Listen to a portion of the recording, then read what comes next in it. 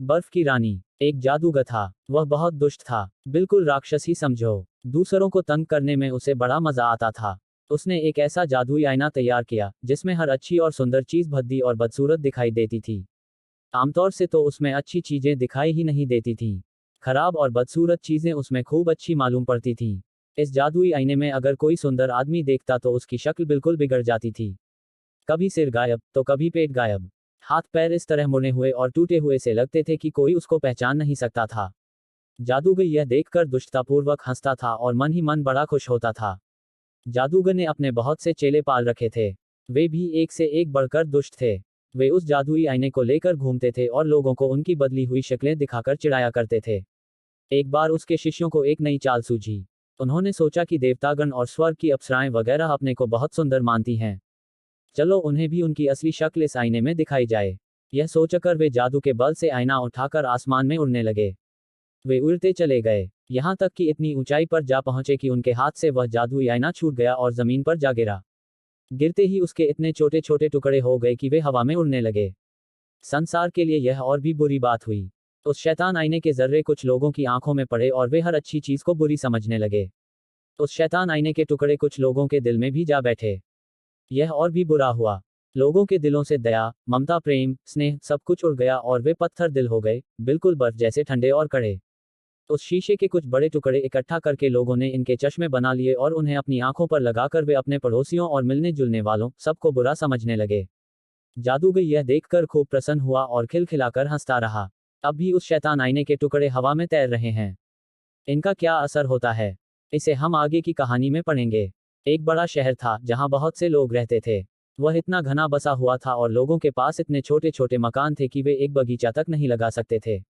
ऐसी ही घनी बस्ती में दो छोटे बच्चे रहते थे, एक लड़का और एक लड़की। दोनों भाई बहन नहीं थे, लेकिन दोनों में भाई बहन जैसा ही प्यार था।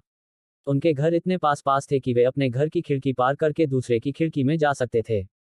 खिड़की के पास लकड़ी के बड़े बड़े डिब्बों में उनके घर के लोगों ने कुछ पौधे लगा रखे थे जिनमें गुलाब भी थे। जाड़े के दिनों में दोनों का मिलना जुलना बंद हो जाता था, क्योंकि इतनी बर्फ गिरती थी कि खिड़कियों के शीशों पर भी बर्फ की मोटी तह जम जाती थी। वे एक दूसरे को देख भी नहीं पाते थे। ऐसे मौके पर वे किसी सिक्के को अंगीठी पर खूब गर्म करते थे और फिर उसे खिड़की के शीशे पर चिपका देते थे। इससे गर्मी पाकर उतनी जगह की बर्फ गल जाती थी और एक छोटा सा छेद बन जाता था। उसी छेद से दोनों एक दूसरे को देखते थे। लड़के का नाम था किटी और लड़की का नाम था गैडा। कभी कभी लड़के की दादी दोनों को कहानियां, खासकर बर्फ की रानी की कहानियां सुनाती थी। एक दिन शाम को बाहर बर्फ गिर रहा थी। लड़का अपने कमरे में ही था। उसने एक छेद से झांक कर बाहर देखा। बाहर पौधों के डिब्बों में बर्फ गिर रही थी। अचानक बर्फ के एक गोले पर उसकी नजर जम गई। उसने देखा कि बर्फ का वह गोला बढ़ते बढ़ते रुई के एक ढेर की तरह हो गया। यही नहीं, थोड़ी देर में लगा कि वहां सफेद वस्त्र पहने एक रानी बैठी है, जिसने तारों का मुकुट पहन रखा है। लड़का उसे देखता ही रह गया। क्या यही बर्फ की रानी है? अचानक रानी ने उसको अपनी ओर आने का इशारा किया। लड़का डर गया और खिड़की से नीचे उतर आया। अचानक उसने देखा कि एक बड़ी सी सफेद चिड़िया उसकी खिड़की के पास से उड़ गई है और बर्फ की रानी गायब हो गई। इसके कई दिन बाद की बात है। लड़का गैडा के पास बैठा था। दोनों एक किताब के पन्ने उलट रहे थे जिसमें चिड़ियों और जंगली जानवरों के चित्र थे। तभी जैसे ही गिरजे की घंटी ने 12 बजाए, लड़का कहने लगा, लगता है मेरी आंखों में कुछ गिर गया है और मेरे सीने में दर्द हो रहा है। गैडा ने उसकी आंखें देखीं, लेकिन उसे कुछ नहीं दिखाई दिया। असल में उसकी आंखों में उसी शैतान आईने का कोई बारीक टुकड़ा आ गिरा था। थोड़ी ही देर में वह गैडा से झगड़ने लगा और बोला, तुम इस तरह रोती क्यों हो? और तुम्हारा चेहरा कितना भद्दा मालूम पड़ता है। 6 असल में गैडा हंस रही थी, लेकिन लड़के को उल्टा ही दिखाई देता था। वह फिर बोला, ये गुलाब के पौधे कितने भद्दे हैं, और यह डिब्बा भी सड़ गया है। उसने डिब्बे को ठोकर मार दी और फूल नोच डाले। लड़की चिल्लाई, अरे तुम यह क्या कर रहे हो? लेकिन वह नहीं माना और उसे धक्का देकर भाग गया। उस शैतान आईने के टुकड़े से अब वह बहुत शरारती और झगड़ालू हो गया था। वह दादी को मुंह चिढ़ाता, किताबें फाड़ डालता था और पड़ोसियों को तंग करता था। वह गैडा को भी बहुत बहुत रुलाया करता था, क्योंकि उसके दिल में भी शैतानी आईने के टुकड़े चले गए थे। जाड़े के दिनों में एक दिन वह गर्म कपड़े पहनकर और हाथों में दस्ताने पहनकर मोहल्ले के शरारती लड़कों के साथ खेलने निकल गया। वे लोग बर्फ पर फिसलने का खेल खेल रहे थे। उधर से जब लोगों की गाड़ियां गुजरती थीं तो लड़के अपनी फिसलने वाली स्लेजों को उनके पीछे बांध देते थे और दूर तक फिसलते चले जाते थे। किटी ने भी एक गाड़ी के पीछे अपनी स्लेज बांध दी और फिसलना शुरू कर दिया। उस गाड़ी में एक आदमी सफेद लबादा ओढ़े और मोटी सफेद टोपी लगाए बैठा था। वह आदमी बार बार मुड़कर किटी को अपने पीछे आने का इशारा करता था और किटी उसके पीछे पीछे फिसलता जा रहा था। गाड़ी शहर की सड़कों को पार करती हुई थोड़ी देर में शहर के बाहर आ गई। किटी कुछ घबराया। उसने अपनी स्लेज को गाड़ी से छुड़ाने की कोशिश की, लेकिन उसकी कोशिश बेकार गई। किटी ने चिल्लाने की कोशिश की, लेकिन उसके मुंह से आवाज ही नहीं निकली, और अगर निकलती भी तो वहां सुनता कौन। बर्फ तेजी से गिर रही थी। इतने में किटी ने देखा कि गाड़ीवान की टोपी और लबादा गायब हो गया और गाड़ीवान की जगह सफेद वस्त्र पहने एक सुंदर देवी आ बैठी। किटी ने फौरन पहचान लिया, यह बर्फ की रानी थी। बर्फ की रानी ने किटी को अपनी गाड़ी में बिठा लिया और उसे अपनी सफेद चद्दर से ढककर बोली, तुम्हें बहुत जाड़ा लग रहा है ना? लेकिन उसकी चद्दर में तो और भी ठंडक थी। बर्फ की रानी ने जब प्यार से उसका माथा चूमा तो उसे लगा जैसे उसका माथा बर्फ से छू गया हो। वह आसमान में उड़ने लगी। किटी ने सुना, बादल रानी के स्वागत में कोई गीत गा रहे थे। अब वे लोग बादलों के भी ऊपर उड़े जा रहे थे। बर्फ की रानी उसे बादलों के देश में ले आई थी। उधर गैडा उसकी याद में बड़ी डहकी थी। लड़कों से उसे मालूम हुआ कि किसी गाड़ी के साथ किटी स्लेज में घिसकता हुआ न मालूम कहाँ चला गया। लड़कों की आंखों में आंसू आ गए और गैडा तो फूट फूट कर रोने लगी। कुछ दिनों बाद जाड़ा खत्म हो गया। बसंत ऋतु आई। जब बसंत ऋतु की सुहावनी धूप गैडा की खिड़की में आई तो उसे अपने साथी की बड़ी याद आई। एक दिन वह अपने लाल जूते पहनकर नदी किनारे जा पहुंची और नदी से पूछने लगी, क्या तुम मेरे भाई को बहा ले गई हो? मैं तुम्हें अपने ये नए नए जूते दूंगी, तुम मेरा भाई ला दो। इसके जवाब में नदी की लहरें अजीब तरह से हिलने लगीं। गैडा ने अपने जूते पानी में फेंक दिए, लेकिन लहरें जूतों को बहाकर फिर से नदी किनारे छोड़ गईं। गैडा को लगा कि शायद उसने जूते ज्यादा दूर नहीं फेंके, इसलिए ये वापस लौट आए हैं। उसने देखा कि पास ही सरपत की झाड़ी के पास एक नाव खड़ी थी। वह नाव पर चढ़ गई और वहां से उसने जोर लगाकर जूते पानी में फेंक दिए। लेकिन ऐसा करते समय नाव को एक झटका लगा और उसकी रस्सी खुल गई और नाव नदी में बहने लगी। गैडा बड़ी घबराए, लेकिन नाव को रोकने का कोई चारा ही नहीं था। वह बड़ी तेजी से बही जा रही थी। गैडा डरकर चिल्लाने लगी, लेकिन किसी ने उसकी आवाज नहीं सुनी। नाव बहती रही। गैडा ने सोचा कि शायद यह नाव उसे किटी के पास ले जाएगी। नाव बहती बहती ऐसी जगह जा पहुंची जहां नदी किनारे एक छोटी झोपड़ी बनी थी, जिसकी एक खिड़की नीली थी और दूसरी लाल। झोपड़ी के दरवाजे पर लकड़ी के दो सिपाही खड़े थे। जैसे ही गैडा की नाव झोपड़ी के पास पहुंची, सिपाहियों ने उसे सलाम किया। गैडा ने सोचा शायद ये जिंदा हैं। वह मदद के लिए उन्हें पुकारने लगी, लेकिन सिपाही चुपचाप खड़े रहे। उसकी आवाज सुनकर झोपड़ी में से एक बुढ़िया निकली। वह एक लाठी के सहारे चल रही थी।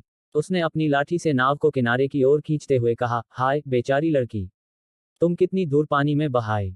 फिर उसने गैडा को उठाकर किनारे उतार लिया। गैडा किनारे पर पहुंचकर बहुत खुश हुई, लेकिन साथ ही इस विचित्र बुढ़िया को देखकर उसे डर लग रहा था।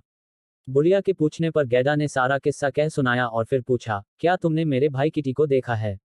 बुढ़िया बोला, नहीं, मैंने उसे नहीं देखा, लेकिन अगर वह नदी में बह रहा है तो जरूर यहाँ आ पहुंचेगा। तुम घबराओ मत, तब तक तुम यहीं रहो और आराम से यहाँ के फूल सूंघो। यहाँ आसपास बड़ा अच्छा बगीचा है, जिसमें ऐसे फूल लगते हैं जैसे तुमने कभी नहीं देखे होंगे। फिर बुढ़िया उसका हाथ पकड़कर उसे अपनी झोपड़ी में ले गई। अंदर जाकर उसने दरवाजा बंद कर लिया। असल में यह बुढ़िया एक जादूगरनी थी, लेकिन यह दुष्ट नहीं थी। गैडा के बाल संवारते संवारते वह उस पर जादू कर रही थी। वह उसे अपने पास ही रखना चाहती थी।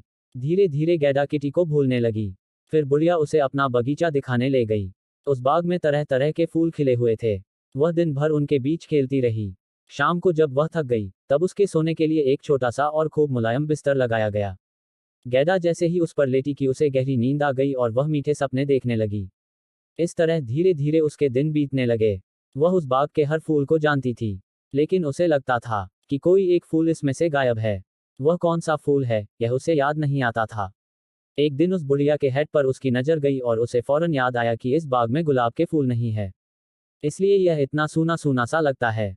असल में बात यही थी कि उस बुढ़िया ने जादू के जोर से बाग के सारे गुलाब के पौधों को गायब कर दिया था। उसे डर था कि अगर गैडा गुलाब देखेगी तो उसे किटी की याद आ जाएगी, लेकिन वह अपने हेड पर बने हुए गुलाब के चित्र को मिटाना भूल गई थी। यह क्या, इस बाग में गुलाब का एक भी फूल नहीं है? गैडा बोली। उसे अपने गुलाब इतने याद आए कि वह बगीचे में बैठकर रोने लगी। उसके आंसू टपक रहे थे। वह पहले गुलाब का एक सुंदर सा पौधा लगा था, जिसे बुढ़िया ने अपने जादू के जोर से गायब कर दिया था। गैडा के गरम गरम आंसू जब उस जगह टपके तो वहां फिर से गुलाब का पौधा निकल आया। उस पर बहुत ही सुंदर फूल खिले थे। गैडा ने गुलाब के फूल को चूम लिया। उसे पिछली सारी बातें याद हो आईं। उसने गुलाब के फूल से पूछा, क्यों, क्या किटी मर गया? गुलाब के फूल बोले, नहीं, अभी वह मरा नहीं है। हम तो अब तक जमीन में ही थे, जहां मरे हुए लोग रहते हैं। वहां हमें किटी नहीं मिला। लेकिन जब गैडा ने उनसे किटी का पता पूछा, तो उनमें से कोई उसका पता नहीं बता सका। गैडा उस बाग में बेचैन होकर इधर उधर भटकने लगी। इतने में एक कौवा कांव कांव करता हुआ आया और गैडा के सामने आ बैठा। गैडा ने उससे किटी के बारे में पूछा तो वह बड़ी देर तक चुप रहा और गर्दन हिलाता रहा। फिर अचानक बोला, ओह हाँ, याद आया। शायद वह किटी ही था, लेकिन अब वह राजकुमारी के पास रहता है। वह जरूर तुम्हें भूल गया होगा।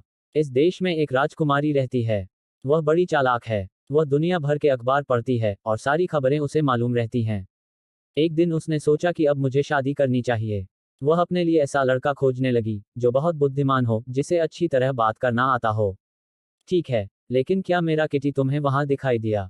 कौवा बोला, ठहरो, बता रहा हूँ। हाँ तो, वहां एक दिन एक लड़का आया। वह देखने में बड़ा सुंदर था, बिल्कुल तुम्हारी तरह। वह सीधा अंदर घुस गया। हालांकि वह फटे और गंदे कपड़े पहने था, लेकिन कोई उसे रोक नहीं सका। वह सीधा राजकुमारी के पास जा पहुंचा। उसने राजकुमारी से कहा, मैं तुम्हारी मन जीतने नहीं आया हूँ, बल्कि तुम्हारी बुद्धिमानी की बातें सुनने आया हूँ। हाँ हाँ, वह मेरा किटी ही होगा। वह बड़ा बहादुर है। क्या तुम मुझे राजकुमारी के महल में ले जा सकते हो? कौवा बोला, यह इतना आसान काम नहीं है। पहले मैं अपनी कौवी से इसके बारे में बात कर लूं, क्योंकि तुम्हारी जैसी छोटी बच्ची को महल में ले जाने की इजाजत पाना बड़ा मुश्किल है। अच्छा, तुम यहीं बैठो, मैं जरा अपनी कौवी से बात कर आऊं। यह कहकर कौवा उड़ गया। थोड़ी देर बाद फिर कांव कांव करता हुआ वह लौट आया और बोला, मेरी कौवी ने तुमको सलाम भेजा है, और लो, यह रोटी का टुकड़ा भी दिया है। इसे खा लो, तुम्हें भूख लगी होगी। तुम रो मत, मेरी कौवी तुम्हें पिछवाड़े के दरवाजे से महल में पहुंचा देगी। आओ, चलो मेरे साथ। रोटी खाकर गैडा कौवे के साथ चल पड़ी। वह जल्दी जल्दी चल रही थी, क्योंकि उसे डर था कि कहीं वह बुढ़िया पीछे पीछे ना आती हो। थोड़ी देर में वह कौवा उसे एक बहुत बड़े बगीचे में ले गया। वह राजकुमारी के महल का बगीचा था। रास्ते में कौवी भी साथ हो ली। वह रास्ता बताते हुए उसे महल में ले गई। गैडा मन में घबरा रही थी। एक जीना पार करके वे लोग ऊपर पहुंचे। वहां एक दिया जल रहा था। कौवी के कहने पर गैडा ने दिया उठा लिया और आगे आगे चलने लगी। थोड़ी देर में वे सोने वाले कमरे में पहुंच गए। वह कमरा बड़ा सुंदर था। देखने में उसकी छत और बीच में लगा हुआ खंभा ताड़ के पेड़ की तरह लगता था, जिसमें तरह तरह के हीरे मोती लगे हुए थे। कमरे में लिली के फूल की शक्ल के दो पलंग लगे थे। एक राजकुमारी के लिए था और दूसरा राजकुमार के लिए। गैडा पलंग पर किटी को ढूंढने लगी। उस पर एक लड़का सो रहा था। उसने उसे आवाज दी और दिए से उसके चेहरे पर प्रकाश किया। राजकुमार की नींद खुली नहीं थी। गैडा को यह देखकर बड़ा अफसोस हुआ कि वह किटी नहीं था। तब तक राजकुमार की नींद भी खुल गई। उसने पूछा, तुम कौन हो और यहाँ क्या करने आए हो? गैडा ने रोते रोते अपना सारा किस्सा कह सुनाया। उसने यह भी बताया कि किस तरह इस महल के पालतू कौवे और कौवी ने उसकी मदद की। राजकुमार और राजकुमारी को उसकी कहानी सुनकर बड़ा डैक हुआ। लेकिन कौवों के इस जोड़े पर वे दोनों बहुत प्रसन्न थे। राजकुमार ने अपने पालतू कौवों की बड़ी तारीफ की, क्योंकि उन्होंने एक गरीब लड़की की मदद की थी। राजकुमारी ने उससे पूछा, अच्छा बताओ, तुम लोग महल से आजाद होना चाहते हो या अपने इस काम के बदले में तुम्हें दरबारी कौवा बना दिया जाए? महल के रसोई घर में जो कुछ बच जाएगा वह तुम्हारा होगा। कौवे और कौवी ने सिर झुकाकर उन्हें सलाम किया और दरबारी कौवा बनना स्वीकार कर लिया। राजकुमारी हुक्म से गैडा को खाना खिलाया गया और फिर आराम से सुला दिया गया। दूसरे दिन गैडा को खूब अच्छे अच्छे कपड़े पहनने को मिले और उससे कहा गया कि तुम महल में ही कुछ दिन मेहमान बनकर रहो। लेकिन गैडा राजी नहीं हुई। उसने सिर्फ एक जोड़े जूते और एक छोटी घोड़ा गाड़ी मांग ली, ताकि उसमें बैठकर वह किटी को खोजने जा सके। फौरन उसके लिए एक नई गाड़ी का इंतजाम किया गया। असली सोने की बनी हुई गाड़ी थी यह। उसमें एक कोचवान और 4 नौकर भी थे। राजकुमारी ने खुद सहारा देकर गैडा को गाड़ी में बिठाया और सम्मान सहित विदा किया। गाड़ी एक घने और अंधेरे जंगल में से होकर आगे बढ़ने लगी। अंधेरे में वह काफी चमक रही थी। उस जंगल में कुछ डाकू रहते थे। जब उनकी नजर गाड़ी पर पड़ी, तब वे अपने को नहीं रोक सके। उन्होंने आपस में तय किया कि इसे लूटना चाहिए। गाड़ी सोने की मालूम होती है।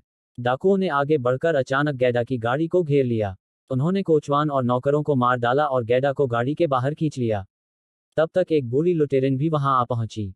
उसका आदमी लुटेरों का सरदार था। गैडा को देखकर वह बोली, वाह, कैसी मोटी ताजी लड़की है। इसे मुझे पकड़ा दो, यह खाने में बड़ी जायकेदार लगेगी। वह बुढ़िया बड़ी डरावनी थी। देखते देखते उसने एक चमचमाती छुरी निकाल ली। वह उसे मारने ही जा रही थी कि इतने में उसकी लड़की आ पहुंची और उससे लिपट गई। वह अपनी माँ से कहने लगी, माँ, इसे मुझे दे दो। मैं इसके साथ खेलूंगी, यह मेरे साथ रहेगी। यह कहकर उस लड़की ने बात बात में अपनी माँ के कान काट लिए। असल में वह अपनी माँ की बड़ी दुलारी बेटी थी और किसी को कुछ नहीं समझती थी। लुटेरे की लड़की गैडा के साथ उसकी गाड़ी में आ बैठी और गाड़ी को हाँकते हुए और भी घने जंगल में ले गई। वह गैडा के बराबर ऊंची थी, लेकिन उससे ज्यादा तगड़ी थी।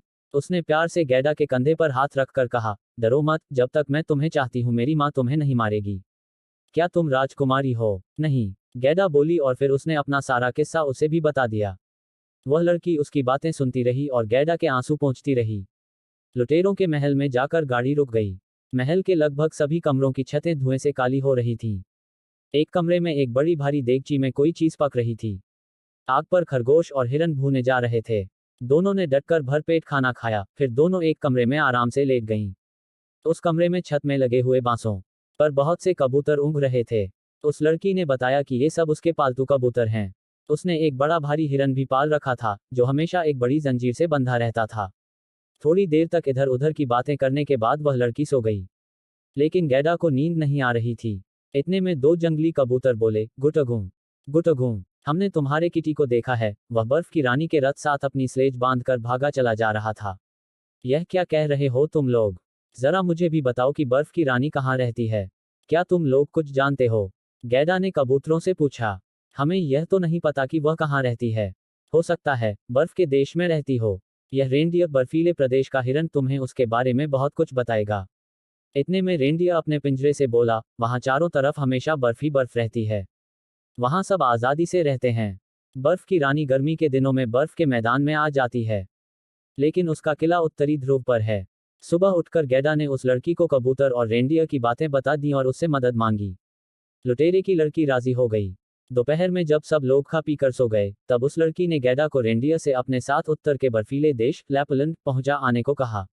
रेंडियर फौरन राजी हो गया।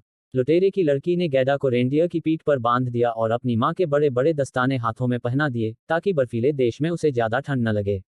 गैडा की आंखों में आंसू आ गए, क्योंकि उसने यह कभी नहीं सोचा था कि लुटेरों के बीच भी उसे अपना कोई मित्र मिल जाएगा। उसे आंसू बहाते देखकर लुटेरे की लड़की बोली, तुम इस तरह रोती क्यों हो? तुम्हें तो और खुश होना चाहिए। लो, ये रोटी के कुछ टुकड़े हैं और कुछ भुना हुआ गोश्त है। अपने पास रख लो, रास्ते में भूख लगने पर खा लेना। फिर उसने रेंडियर की पीठ ठोककर कहा, देखो, इस लड़की को कहीं गिराना मत, बहुत संभाल कर ले जाना। रेंडियर गैडा को अपनी पीठ पर बिठाए हुए फौरन चौकड़ी भरकर भाग खड़ा हुआ। रास्ते में एक जगह रुककर दोनों ने खाना खाया। रेंडियर फिर से दौड़ने लगा। अंत में वे दोनों उत्तरी ध्रुव के पास के बर्फीले देश लैपलैंड में जा पहुंचे। रेंडियर एक छोट झोपड़ी के पास रुका।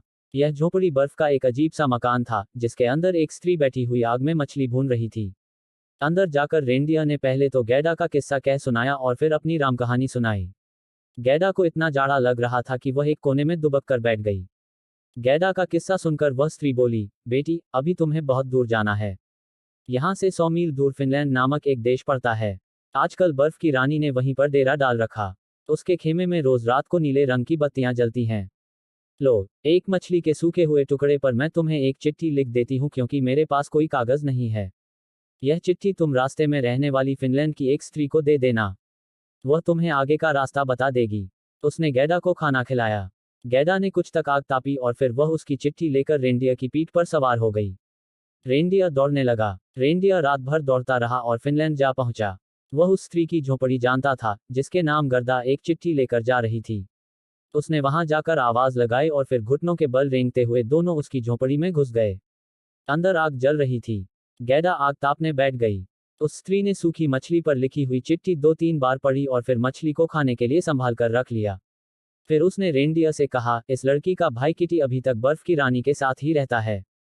उसे यहाँ की चीजें इतनी अच्छी लगती हैं कि वह और सब कुछ भूल गया है। अब वह यहाँ से जाना नहीं चाहता। लेकिन असली बात तो यह है कि उस जादुई आईने के कुछ टुकड़े उसकी आंखों और उसके दिल में घुसे हुए हैं, जिससे वह हर खराब चीज को अच्छी समझने लगा है और बर्फ की रानी के असर में रहता है। जब तक वे टुकड़े नहीं निकलते, तब तक वह एक अच्छे लड़के की तरह नहीं सोच सकता और बर्फ की रानी उसे बराबर अपने असर में रखेगी। यह सुनकर रेंडियर बोला, तो तुम इस नन्ही बच्ची पर दया करके इसे कोई चीज क्यों नहीं देती, जिससे यह इस मुसीबत में काम ला सके और बर्फ की रानी के असर से किटी को छुड़ा सके। वह स्त्री कहने लगी, नहीं, इस लड़की के पास खुद एक बहुत बड़ी शक्ति है। इसी शक्ति के बल पर यह बर्फ की रानी के महल में पहुंच सकती है और किटी की आंखों और उसके दिल को जादुई आईने के असर से बचा सकती है। इसके पास जो शक्ति है वह है इसका पवित्र और प्रेम भरा हृदय। उसी के बल पर इसे जीत मिल सकती है। यहाँ से 2 मील पर बर्फ की रानी का बगीचा है। तुम वहीं एक झाड़ी के पास इसे छोड़कर फौरन लौट आना। यह कहकर उसने गैडा को रेंडियर की पीठ पर बिठा दिया और रेडियर तेजी से दौड़ने लगा। थोड़ी देर में वह बर्फ की रानी के बगीचे के पास आ पहुंचा। वहां उसने गैडा को उतार दिया और उसे चूम लिया। उसकी आंखों में आंसू आ गए। गैडा की आंखें भी भीग गईं।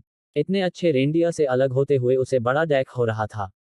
फिर रेंडियर वहां से फौरन लौट आया। अब गैडा उस सुनसान बर्फीली जगह में अकेली रह गई।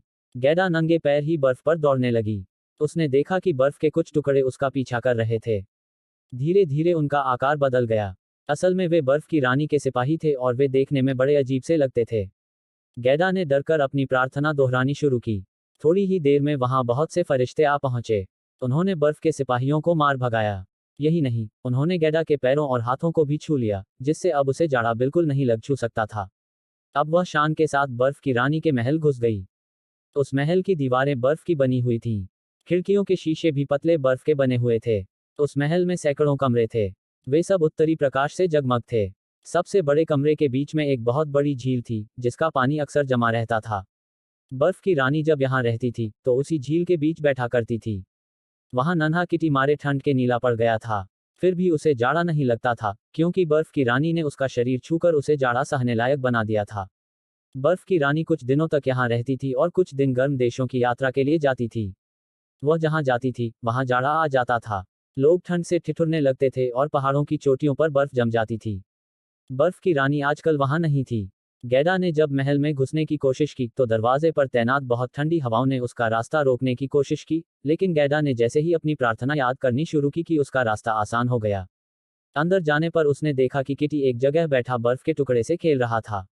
गैडा उसे फौरन पहचान गई और उसके गले में हाथ डालकर बोली, किटी, किटी, आखिर मैंने तुम्हें खोज ही लिया। लेकिन वह चुपचाप पत्थर बना बैठा रहा। यह देखकर गैडा को रोना आ गया। उसके आंसू किटी पर टपकने लगे। उसके इन आंसुओं से किटी का सारा जादू उतर गया। उसकी आंखों से, उसके दिल से जादुई आईने के टुकड़े धुल गए। अब उसने गैडा को पहचान लिया। दोनों एक दूसरे से मिलकर बेहद खुश हुए। उन्हें खुश देखकर बर्फ के टुकड़े भी खुशी से नाचने लगे। गैडा के छूने से अब किटी पर जादू का जरा भी असर नहीं रहा। उसे अब ठंड भी लगने लगी। दोनों ने वहां से भाग चलने का निश्चय किया। गैडा उसे महल के बाहर ले आए और उस झाड़ी के पास गई जहां पिछली बार रेंडियर ने उसे छोड़ा था। उसे यह देखकर बड़ा आश्चर्य हुआ कि वह रेंडियर वहां तैयार खड़ा था। यही नहीं, वह अपने साथ एक छोटा रेंडियर और ले आया। दोनों एक एक की पीठ पर सवार हो गए। थोड़ी ही देर में रेंडियर उन्हें फिनलैंड वाली स्त्री के घर ले आए। वहां उन्होंने खाना खाया। इसके बाद वे लैपलैंड वाली स्त्री के यहाँ पहुंचे। उसने उन्हें नए कपड़े दिए और एक स्लेज गाड़ी दी। लैपलैंड की सीमा के पार जहां से बर्फीला प्रदेश खत्म हो जाता था, वहां पहुंचकर उस स्त्री ने उनसे विदा ली। दोनों रेंडियर भी उसी के साथ लौट गए। अब दोनों पैदल ही चलने लगे। कुछ दूर चलने पर अचानक एक जगह झाड़ी के पीछे से एक बहुत बढ़िया घोड़ा निकल आया। गैडा उसे पहचान गई। यह उन्हीं घोड़ों में से एक था जो उसके सोने के रथ में जुते थे। इस घोड़े पर वही लुटेरों की लड़की बैठी थी। वह घर से ऊब गई थी और यात्रा पर निकली थी। वह गैडा से मिलकर बड़ी खुश हुई। उसने बताया कि वह राजकुमार अपनी राजकुमारी को लेकर दूर देश में चला गया और वह कौवा मर गया जिसने गैडा की मदद की थी। फिर गैडा और किटी ने अपनी अपनी कहानी सुनाई। वह लड़की बोली, अच्छा, अब मैं चलूं। अगर कभी मैं तुम्हारे घर की तरफ आऊंगी तो तुम लोगों से भी मिलूंगी। यह कहकर वह घोड़ा दौड़ाती हुई आगे बढ़ गई। गैडा और किटी आगे चले। चलते चलते वे लोग आगे एक बड़े शहर में पहुंचे। कुछ सड़कों को पाकर आगे जाने पर फौरन उन्होंने पहचान लिया कि यह तो उनका अपना शहर है। गैडा अपनी दादी का मकान पहचान गई। दोनों अंदर चले गए। वही कमरा, वही सब कुछ। घड़ी उसी तरह टिक टिक कर रही थी। किसी चीज में कोई फर्क नहीं आया था। फर्क था तो सिर्फ उन्हीं दोनों में। वे अब काफी बड़े हो गए थे। खिड़कियों में अब भी गुलाब के फूल खिले हुए थे। दोनों घर लौटकर कितने खुश थे।